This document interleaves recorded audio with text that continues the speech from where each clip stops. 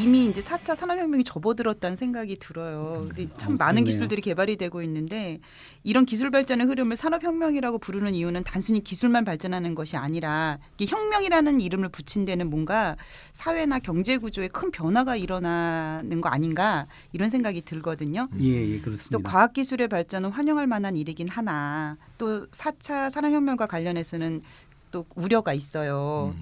그러니까 대표적으로 일자리 문제인데요. 지금 현재에도 이미 기술 발달 때문에 일자리가 줄어들고 고용이 불안정해지고 있지 않습니까? 맞습니다. 예. 사실 그 아까 4차 산업혁명이라는 화두를 처음 제시한 게 다보스 포럼이라고 그랬잖아요. 네. 이 다보스 포럼에서도 이제 선진국에서 2020년까지 일자리가 710만 개 정도가 사라질 것이다. 선진국에서는. 엄청나네요. 예. 그리고 200만 개의 새 일자리가 창출될 것이다. 네. 아무래도 새 기술이 생기면 새 일자리가 생기겠죠. 네. 마이너스 710만 플러스 200만 하면 결국 마이너스 510만의 일자리가 사라질 것이다. 이렇게 사실 다보스 포럼에서 예측한 거라고 볼 수 있죠. 그리고 이제 옥스퍼드 대학의 연구에 따르면 또 현재 직업의 47%가 20년 내로 사라질 거랍니다. 47%가요? 네네. 그럼 요즘 선전에도 네. 나오잖아요. 네. 60 몇 %는 우리 어린이의 60 몇 %는 지금 알려지지 않은 직업을 뭐 할 것이다 이렇게 그렇겠죠. 생각. 네. 아니 그러면 그 없어질 구체적인 어떤 직업들이 네, 있나요? 그 연구에 나와 있습니다. 예, 대표적인 게 이제 혹시 자기 직업이 아닌가 한번 체크해 보세요. 네. 20년 전에 죽어야 됩니다. 예. 자, 텔레마케터, 수학 조교, 수학 조교 조교, 그렇죠. 조교, 예. 네. 뭐 채점은 컴퓨터가 하는 거죠. 예. 보험 인수 심사원, 네. 시계 수리공, 예, 또 적화물 운송원들, 소득 신고, 소득 신고원, 신고원. 소득 신고원이 뭐 가서 뭐 받을 거 없지 않습니까? 네네. 이미 그러고 있죠.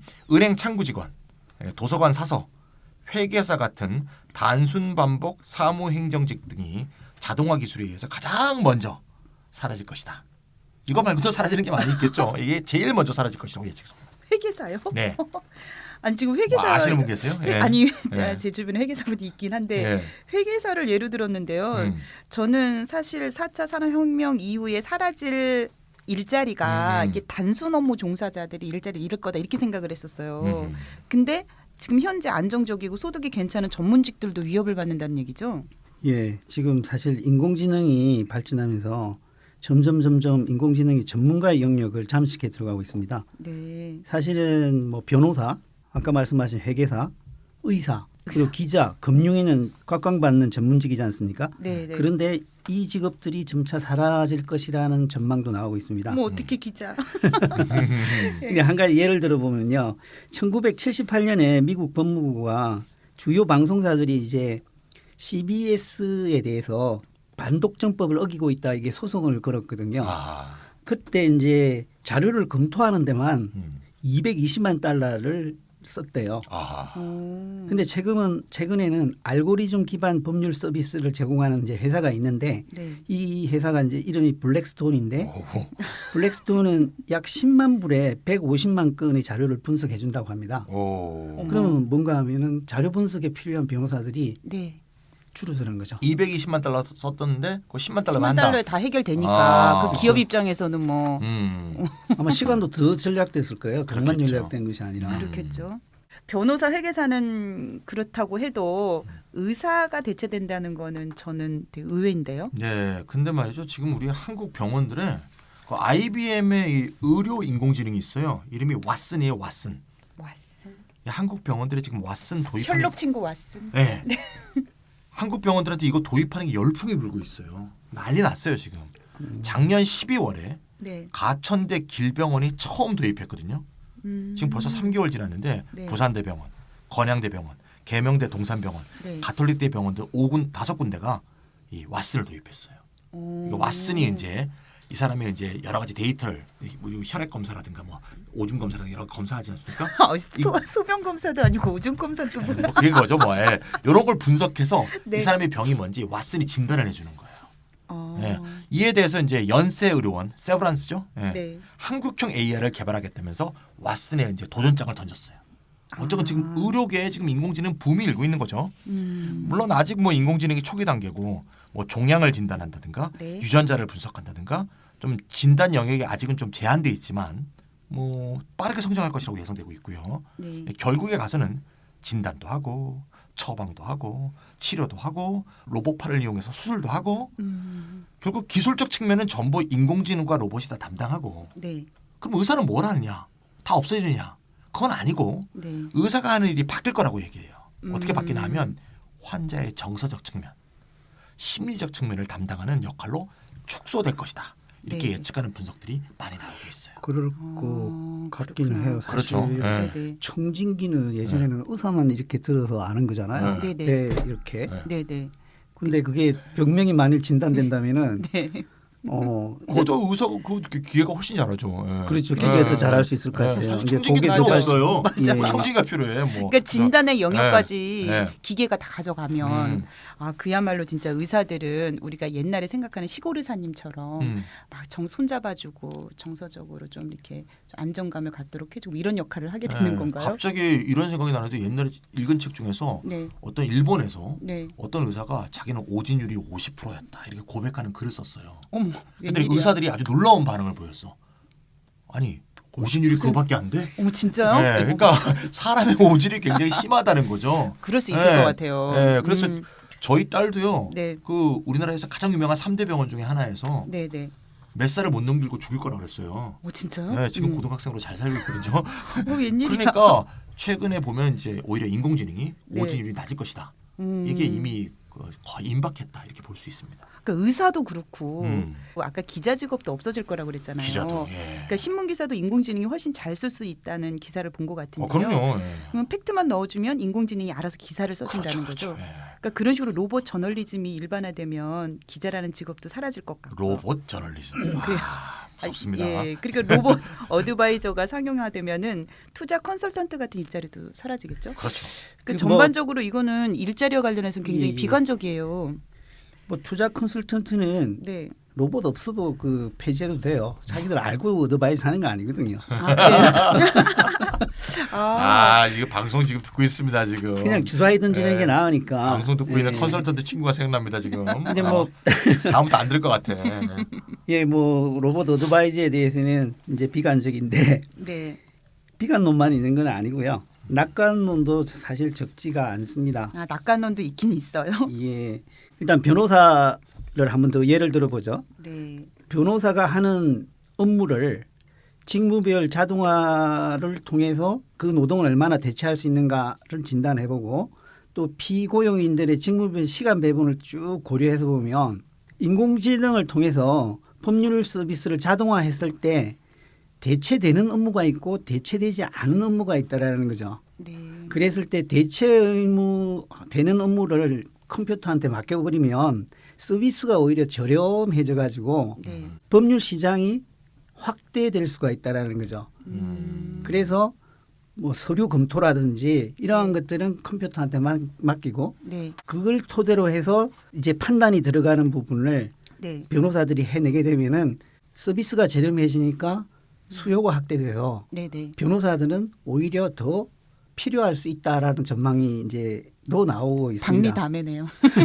아니 박리담회는 아닌가? 근데 양이 늘어나는 건가? 그렇죠. 그러니까 로봇 저널리즘 경우에도 기자가 없어질 수 있다라고 볼 수도 있지만 네. 오히려 이제 일상적인 기사는 로봇이 다 써줘 버리면 네. 개인별 맞춤 서비스가 등장할 수 있다라는 거죠. 이제는 우리는 신문을 하나의 신문을 수백만 사람들이 같이 보지 않습니까? 네, 네, 네. 그것이 아니라 네. 개별 독자에 맞는 기사가 쓰일 수가 있다라는 거죠. 아, 개인 그러면- 맞춤형이요. 그렇죠. 그러니까 100만 명이 동시에 보는 신문은 기계가 만들어 내버리고 네. 그 외의 기사들 네. 맞춤형 기사들이 기사에 대한 수요가 늘어날 것이기 때문에 그런 것들은 전문 기자들이 또 더 좋은 자료를 가지고 쓰면은 된다라는 거죠. 그래서 오히려 기계와 기자 같은 전문직이 공존하는 그런 세상이 실제적인 세상으로 예상된다라고 하는 이제 낙관적 전망들도 있습니다. 그러니까 이제 기자들이 인공지능 비서를 하나씩 데리고 다니면서 네. 기사를 써내는 거죠. 그러니까 로봇이라는 게 손잡고 다니는 거네요. 이게 실제 통계로도 이게 확인이 되는데 1980년부터 2013년 기간 중에 컴퓨터 활용이 많았던 업종에서는 고용이 오히려 더 증가했대요. 그러니까 줄어든 게 아니라. 그리고 여타 컴퓨터를 사용되지 않는 부분에 있어서는 고용이 상대적으로 부진했다는 결과도 나오거든요. 결국 이제 자동화를 해버리면은 비용이 감소되고 그래서 해당 서비스의 가격이 하락하지 않습니까? 네. 그럼 시장이 또 확대될 것이고요. 그렇게 해서는 궁극적으로는 오히려 고용이 증가할 수가 있다라는 거죠. 또 뭐 다른 예를 들어보면 ATM기를 도입한 이후부터는 은행 창구 직원들은 줄어들었지만 그 업무를 하던 사람들이 대고객 상품 설명이라든지 다른 마케팅 지향적인 활동을 한다. 그 업무가 변하더라. 그리고 새로운 업무에 새로운 인력들이 필요하더라. 네. 이런 낙관론을 제시하고도 있습니다. 네. 그러니까 일자리가 뭐 크게 줄어들지 않을 수 있다. 이런 낙관론인데 일자리 질하고는 또 다른 얘기인 것 같다는 생각도 좀 들고요. 은행 직원의 업무 내용이 변화한다는 말씀은 맞는데 은행 직원 채용이 줄어든 건 분명하지 않나요? 네, 예, 그건 분명합니다. 예. 네네. 근데 이제 모라베게의 패러독스라는 말이 있대요. 그게 뭔가 하면은 이 패러독스는 뭘 의미하는가 하면은 인간에게 쉬운 것은 로봇에게 어렵고 네. 반대로 인간에게 어려운 것은 로봇에게는 쉽다라는 거죠. 알듯 말듯하네요. 아니 뭐 결국 인간에게 어려운 건 로봇한테는 쉽고 로봇이 네네네. 어려운 것은 인간한테 쉽고 네. 그래서 결국은 뭔가 하면은 인간과 인공지능은 분업 관계에 있을 수 있다라는 것을 이야기하는 이제 서로 패러독스인데요. 돕고 살라는 얘기죠. 예.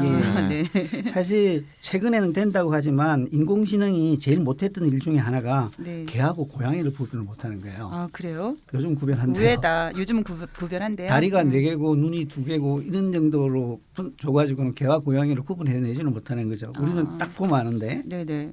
근데 체스 있지 않습니까? 네. 체스는 우리한테는 경우의 수를 많이 생각해야 되니까 상당히 어렵거든요. 네. 근데 컴퓨터한테는 간단한 문제였다라는 거죠. 이런 식으로 컴퓨터에게 쉬운 일이 우리한테는 어렵고 우리한테 어려운 일이 컴퓨터에는 쉽고 하기 네. 때문에 공존이 가능하다. 그래서 컴퓨터한테 쉬운 일은 쫙 맡기면 네. 싸게 많은 생산을 할 수 있고 네. 그걸 전략한 것으로서 우리가 더 창의적인 일을 하면 된다라고 하는 것이 낙관론의 내용이죠. 아. 뭐 지금 뭐 개고양이 얘기도 하셨고 뭐 네. 체스 얘기도 하시고 그랬는데 뭐 특정한 업무를 이제 정해놓고 그 특정한 업무 영역을 보면 인공지능이 빨리 따라오기 어려운 영역이 분명히 있어요.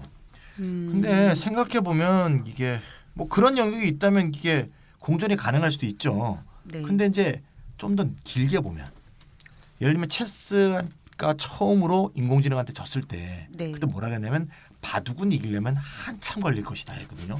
그러니까요. 한참 개뻥 금방 했는데 그러니까 우리가 생각하는 것보다 네. 얘네들의 발전 속도가 굉장히 빠르다는 거죠. 최근에 우리가 딥 러닝이라고 네. 그 알파고의 학습 방법에 대해서도 우리가 신문에서 많이 보지 않았습니까? 네. 그래서 공존은 저는 일시적인 것이 될 것이다. 그래서 장기적으로 보면 결국 공존이 어려울 수 있다. 그러니까 실제로 지금 인공지능과 로봇이 대체하는 노동이 급격히 증가하고 있잖아요. 네. 아디다스 운동화 같은 거 옛날에는 본국에서 만들다가 사실 제3세계로 빠져갖고 제3세계 공장을 뒀잖아요. 네. 다시 본국으로 돌아가는데 네. 왜 돌아가냐? 본국에 가서 그 본국 노동자가 일하는 게 아니고 본국의 로봇가 일을 하는 거죠. 그러니까 옛날에는 50만 킬로를 만드는 공장이 이제는 많은 사람이 일하던 그 공장이 지금 이제 10명으로 운영할 수 있다. 이런 이제 예측도 나오고 있잖아요. 그래서 저는 기술 혁신이라는 게 결국 뭐냐? 기술 혁신의 본질이 인류 역사에서 기술 혁신이라는 건 결국 노동 절감이거든요. 그 단위 생산에 드는 노동이 줄어드는 거죠. 네. 근데 그것이 뭐 적게 발생하는 것도 아니고 지금 미중유로 이렇게 발생하고 있는 현실에서는 네. 일자리가 대규모로 사라지는 건 불가피한 게 아닌가 이런 생각이 저는 드는데요. 그 찬이쌤은 네. 비관적인 네, 아주 비관적으로. 입장이네요. 네. 네. 비관이라기보다는 어쨌거나 없어질 것이다 인간 노동이. 네. 네. 네. 저는 이제 좀 달리 생각을 하는데요. 네. 그걸 달리 생각하는 이유는 이제 과거에 1차, 2차 산업혁명기를 역사적으로 되돌아보면 좀 달리 생각할 근거가 나오는데요. 네. 1차 산업혁명 시기인 19세기 초에도 기계 파괴 운동이 있었습니다. 그러니까 일자리를 빼앗아가는 기계를 파괴하는 운동이었거든요. 러다이트 운동이라고 하죠. 예, 예. 아 러다이트 운동이요. 음. 근데 제가 궁금해했던 것인데요. 당시 그 문제 어떻게 해결이 됐어요? 잘 해결이 됐죠. 그래서 제가 지금 낙관론을 제시하는 건데요. 네. 그 당시에 전체 인구의 80%가 농업 인구였습니다. 근데 지금은 미국의 예로 든다면은 농업 인구가 약 2% 정도밖에 안 되거든요. 그럼 지금 현재 예전에 80%가 하던 일을 2%가 하고 있기 때문에 78%의 여유 노동력이 생겼지 않습니까? 네. 근데 이런 노동력이 전부 다 도시로 이동해서 고용이 되고 있는 거죠. 1차, 2차 산업혁명으로 대량 생산 체계가 만들어졌지만 새로운 일자들이 만들어지면서 도시로 간 노동력을 거의 다 흡수했거든요. 그 논리는 어떤 식인가 하면은 농업과 공업의 생산성이 증가하면서 아주 저가로 의식주가 제공되면서 사람들에게는 이제 구매력의 여유가 생깁니다. 그 여유의 구매력이 창출하는 수요가 있을 거 아니에요? 네. 그 수요를 충족시키기 위해서 새로운 상품과 서비스가 생산된다는 거죠. 이제 간단히 말해서 과거에는 의식주, 기본적인 의식주를 보장하기 위한 생산만 이루어졌는데 산업혁명을 거치면서 새로운 상품이 나타난 거예요. 자동차, 냉장고 등등등등. 이것을 생산한 새로운 일자리가 농업에서 배출된 노동력을 거의 다 흡수했다라는 거죠. 그리고 3차 산업혁명 시기에 예전에는 회사에도 타자수가 있었거든요. 제가 군대에 있을 때 타자수가 있었는데 네. 이제 다 사라졌단 말이죠. 근데 그런 사람들이 새로운 일자리에 다 이제 흡수됐다라는 거죠. 맞아요. 저도 첫 직장 출판사 다녔을 때 이 타자 치는 분들이 있었었어요. 아, 나이가 많이 되셨나? 아이고 이런. 그리고 기술 혁신이 일자리를 없앨 것이라는 우려는 사실은 1차, 2차, 3차 산업 전 과정에서 나타났었습니다. 자료를 보면은 1961년 2월자 타임즈에도 자동화는 기존의 직업을 없앨 뿐만 아니라 이를 대체할 새로운 직업을 충분히 창출하지 않을 것이다 라는 기사가 있었다고 합니다.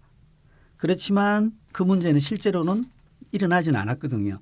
산업혁명기마다 많은 전문가들은 이번은 다르다라고 했지만 결과적으로는 일자리가 줄지 않고 일자리 형태만 바뀌더라가 역사적 경험이다. 그렇구나. 이제 그래서 저는 좀 낙관적으로 보는데요. 네. 이걸 최근 기술적인 경향을 예를 들어서 말씀을 드려보면 맥킨지의 연구에 따르면은 미국의 경우에 자율주행차로 인한 시간 전략은 하루에 한 10억 시간 정도 될 거라고 본다는 거죠. 1인당 약 50분. 네. 그러면 그 전략되는 시간에 사람들은 모바일 인터넷을 한다는 거죠. 그러면은 분당 50억 달러의 디지털 미디어 수익이 창출된다라는 거죠. 그러면은 전략한 것만큼 새로운 수요가 창출되니까 그 새로운 수요를 충족시키기 위한 상품 서비스 생산해서 네네. 고용이 발생할 것이다라는 거죠. 굉장히 낙관적이네요. 뭐 물론 뭐 새로운 기술이 도입되면 새로운 일자리가 뭐 생기긴 하겠죠. 예를 들면 뭐 아까 드론 얘기하셨잖아요. 네. 드론이 생기면 드론을 막는 또 새로운 기술이 필요하니까. 그렇죠. 드론 막는 업체 뭐 이런 것도 또 생길 것이고 네. 뭐 이런 식으로 생기겠죠. 근데 이제 이게 저는 1, 2차, 3차 때만큼 그렇게 대체 효과가 클 것이냐? 저는 그렇지 않다고 보는데요. 왜냐하면 이제 1차 같은 경우 이제 농업 일자리가 사라지고 공업 일자리가 쫙 생긴 거잖아요. 네. 3차 같은 경우 이제 뭐 수작업으로 하던 거는 이제 컴퓨터로 바뀌고 네. 컴퓨터로 작업하는 새 일자리가 쫙 생긴 거잖아요. 네네. 근데 이거는 4차 산업혁명에는 이렇게 제한되기 좀 어렵다고 보는데 왜냐하면 농업이 공업으로 대체할 때는 농업을 일하는 사람도 사람이고 네. 공업을 하는 사람도 사람 아닙니까? 네네. 근데 인공지능에 의해서 생긴 새로운 일자리는 또 인공지능 로봇이 차지하게 될 것 같아요. 그러니까 4차 산업혁명으로 어떤 새로운 일자리가 생겨. 네네. 그 새로운 일자리도 인공지능이 또 하는 거야. 그러니까 인공지능의 일자리가 자꾸 파생되는 성향들이 점점 더 강해질 것이다. 그러니까 인간 노동력이 파생되는 그런 효과는 약해지는 게 이 4차 네. 산업혁명의 본질이 아니냐. 네네. 저는 오히려 그런 각도에서 볼 때 AI 시대가 이렇게 도래한다는 건 오히려 네네. 인간관, 네네. 뭐 인간의 존재, 네네. 인간에 대한 철학 자체가 바뀌어야 되는 그런 근본적인 어떤 인간 간의 변동을 수반하는 그런 식의 새로운 시대가 아닌가 하는 네. 생각을 저는 좀 하는 편입니다. 좀 비관을 네네. 인간 노동이 그만큼 많이 생길 수가 없을 것이다. 이전처럼. 그러니까 4차 산업혁명과 일자리를 두고 유프로님하고 찬희쌤하고 어느 정도 입장이 좀 갈리는 것 같아요. 네. 근데 유프로님은 어떻게 생각했어요? 찬희쌤 말에 대해서? 예, 일단 이 새로운 수요가 생겨서 네. 노동을 흡수할 부분이 있다라는 것은 뭐 당연한 거라고 생각하고요. 근데 그것이 다 흡수할 것이냐? 네. 이 부분에 대해서는 전반적으로 노동이 절감된다라는 것은 저도 그렇게 생각해요. 네. 그렇다면 오히려 새로운 유토피아가 열릴 수 있는 근거가 마련된 건데 일하는 시간을 줄이면 되거든요. 네. 그러면은 이런 로봇이 로봇이 하고 하고, 네. 인간이 하는 일하고는 로봇을 만드는 일을 네, 네. 열심히 하면 되는 거거든요. 그러네요. 그러면 우리가 노동에서 해방될 수가 있는데 먹고 살아야 해방이 되죠. 먹고 살 수 노동에서 있어요. 해방돼요. 예. 아직 뭐 또 다른 측면도 또 있어요. 저는 이제 뭐 예를 들면 유프로님처럼 네. 매우 낙관적으로 앞에 얘기한 것처럼 봐서 노동력이 새로운 일자리가 많이 생긴다고 한번 봅시다. 네. 근데 문제는 그렇게 된다고 해도 또 다른 문제가 있어요. 뭐냐? 그렇게 생기는 새로운 일자리들이 대부분 불안정 고용, 네. 시간제 노동 네. 이런 식의 예. 좀 부적합한 네. 노동들이 많을 거라는 그러니까 거죠. 노동의 질이 떨어질 수 있다는 예. 거죠. 예. 그러니까 4차 산업혁명이 만들어낸 인간 일자리는 딱 한마디로 얘기해서 인공지능의 보조자, 인공지능의 조수 역할에 머무를 가능성이 굉장히 높다는 거예요. 즉 아까 그 뭐 무슨 뭐 역설 얘기하셨잖아요. 네. 인공지능이 당시에 발전 단계에서 조금 곤란해하는 거, 네. 그걸 사이드에서 보조하는 그런 식의 네, 보조자 노동들이 늘 가능성이 높다. 그래서 저는 이 신자유 시대 때 굉장히 확대된 게 비정규직과 계약직 같은 불안정 노동 아닙니까? 그렇죠. 이런 게 신자유 시대를 넘어가는 4차 산업혁명을 거치면서 더욱 더 확산될 가능성이 높다. 네. 노동의 질이 떨어질 가능성이 더 높다. 이런 측면도 굉장히 암울하게 볼 수 있는 그런 요소가 아닌가 이런 생각이 듭니다. 저도 뭐 자연스럽게 일자리가 만들어지고 또 자연스럽게 직업의 안정성이 확보된다고는 생각지 않습니다. 기술 변화에 맞는 생산성 향상에 맞는 제도적 개선의 노력이 같이 병행돼야 된다고 생각을 하거든요. 그렇죠. 예. 네. 그런데 뭐 생산성 향상 자체는 진보다 네, 네. 생산성 향상 자체가 문제는 아니다라는 걸 이제 제가 말씀드린 맞습니다. 예. 거고요. 기계 도입해서 기계를 때려 부신다고 해서 네, 그게 네. 진보적인 건 아니듯이 인공지능의 흐름을 막는다고 해서 진보적인 건 아닌 거죠. 또 그게 예. 막아지지도 않을 것 같기도 막아지지도 하고요. 않습니다. 예, 예. 근데 불안정 노동이 늘어나면은 제도적 개선이 없는 상황에서 소득 불평등도 심화될 수밖에 없다고 저는 생각을 하거든요. 근데 그런 추세에 대해서 유프로님은 어떻게 생각을 하세요? 그에 대해서도 저는 뭐 이제까지 나와 있는 의견들을 소개하면요. 네. 이게 낙관과 비관이 갈리는데 네. 아무래도 우려의 소리가 많습니다. 그 비관론적 전망은 말씀하신 대로 소득 분배가 악화되고 이에 따라서 소비가 위축되고 네. 소비가 위축되면 성장이 둔화하는 거거든요. 네. 뭐 성장이 둔화하게 되면 당연히 사회적 갈등도 심화될 것이고요. 그래서 이제 브릴롤슨이라는 사람은 제2의 기계 시대라는 데서 특정 기능의 보유자의 소득이 크게 증가하고 중간층의 소득은 감소하는 슈퍼스타 경제가 대두할 수 있다라고 이렇게 경계를 했습니다. 슈퍼스타만 좀 잘 나간다 이런 얘기가 되겠네요. 그렇죠. 네. 그 사람들 우상 삼아서 사는 거죠. 알바하면서. 아 우스리 아니에요 지금. 네, 진짜 뭐- 이게 썩소예요, 썩소 네, 썩소. 지금. 네. 그 반면에 이제 낙관론적 전망은 제가 이제 말씀드린 대로 자동화가 가격 하락을 통해서 소비자의 실질 소득을 높여줄 것이다. 실질 소득이 증가하는 새로운 수요를 만들어낼 거고 네. 그걸 충족시키는 데서 일자리가 만들어질 것이라고 하는 분도 있고요. 또 다른 분들은 4차 산업혁명이 전문직 고소득자의 소득을 상대적으로 하락시켜서 예를 들어서 변호사라든지 의사라든지 기자라든지 네. 이분들의 소득을 상대적으로 하락시켜서 소득 불평등이 완화될 것이라고 야. 하는 사람도 있습니다. 야 잘 나가는 사람들 끌어내려 갖고 아, 이거- 소득 불평등이 완화된다는 이거 뭐 건 하향평준하자는 이상한 얘기예요? 얘기인 것 같아. 예. 잠깐만에 하여튼 뭐 자동화가 되면서 뭐 단위 가격이 떨어지니까 소비자 실질 소득이 증가할 수도 있다. 이론적으로는 가능한 것 같은데 네. 지난 30년 동안에도 자동화가 계속 진행됐단 말입니다. 그렇죠. 근데 사실 실질 소득이 늘었느냐, 소득 불평등이 완화됐느냐 이런데 무슨 때는 좀 이게 비관적으로 얘기할 수밖에 없는 것 같고요. 그러니까 저 더 심화됐으면 네. 심화됐지 불평등이 감소하진 않았잖아요. 어쨌건 이제 분명한 게 저는 이 임금 소득으로 귀결되는 시장 노동을 하는 사람들의 수는 분명히 줄어들 것이다. 네.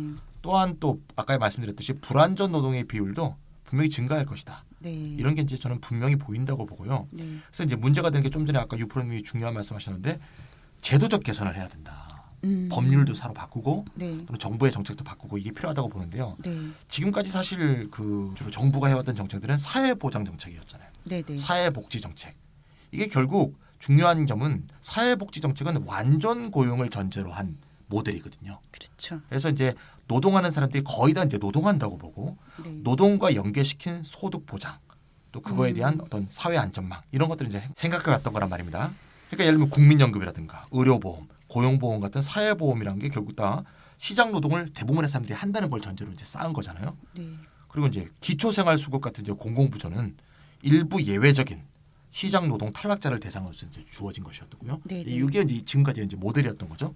하지만 이제 공공부조를 해야 될 사람들이 만약에 경제활동 인구의 10%를 넘어선다면 지금 네. 그러고 있는 나라들이 왕왕 발생하고 있잖아요. 네. 그럼 더 이상 이런 건 이제 불가능한 거죠. 이런 체제는 그렇죠. 이제 예, 예. 일부의 예외가 아니라 전반적으로 발생하는 공공수급을 공공부조를 할 수는 없는 거 아닙니까? 네네. 그래서 이렇게 되는 이제 상황이 이제 도래야 한다고 본다면 이제 노동과 연계된 소득 정책이 아니라 노동과 연계되지 않은 네. 임금 노동과 연계되지 않은 소득 정책이 필요한 것이고 그것이 우리가 음. 지금 계속 얘기하고 있는 기본소득과 같은 그런 네. 새로운 정책이 도입되지 않으면 인간의 생활, 또 인간의 자유, 네. 인간의 바람직한 사회 활동에 대한 참여 이런 걸 보장하기 어렵지 않은가 이런 생각이 듭니다. 예, 기본적으로는 저도 뭐 같은 생각입니다. 그래서 특별한 노력을 기울이지 않는다면은 노동 시장이 너무 유연해져요. 맞아요. 그게 좋아진다는 말이 아니거든요. 유연해진다는 말은 걔네들이 쓰는 말이죠. 예. 예. 그렇죠. 그러니까 필요할 때만 노동력을 이렇게 쓰는 거죠. 네. 그래서 이제 노동자의 권리 또 그 이전에 인간의 권리를 네. 새롭게 정립할 필요성이 대두된다. 네네네. 그 생각을 합니다.